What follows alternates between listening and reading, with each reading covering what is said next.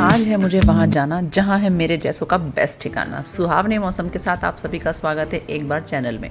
आज मैं जा रही हूँ ऐसी जगह जहाँ है चीज़ें बहुत सस्ती। ये है यहाँ का साप्ताहिक बाजार, जहाँ पे आपको सस्ते से सस्ता और महंगे से महंगा हर एक चीज़ मिल जाएगी।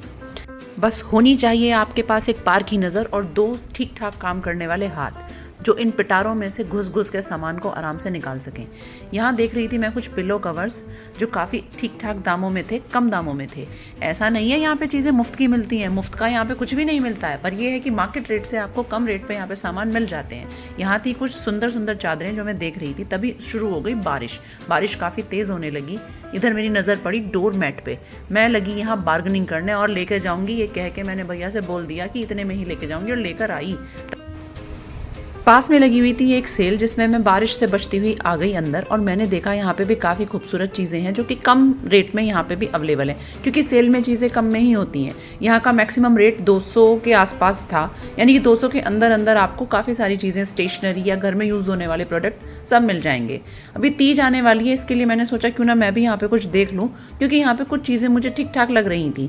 यहाँ पे कॉस्मेटिक काफ़ी सस्ता था, और कॉस्मेटिक में लिपस्टिक के रेट यहाँ पे काफ़ी डाउन थे, और ब्रांड भी कोई बुरा नहीं था, ठीक ठाक ब्रांड था जिसके लिपस्टिक यहाँ पे रखे हुए थे। ऐसा नहीं है कि शुगर और पिलग्रिम वहाँ रखे हुए थे, ऐसा तो नहीं है, बट एक ठीक ब्रांड वहाँ पे रखा हुआ था जो लो रेंज में था। इसके बाद मैं अपना सारा सामान उठा के चल पड़ी घर की तरफ, और मैं पहुँच गई घर जाके मैंने जब सामान निकाला तो इसने मेरे से पूछा कि आप मेरे लिए कुछ लेके आई हो खाने के लिए।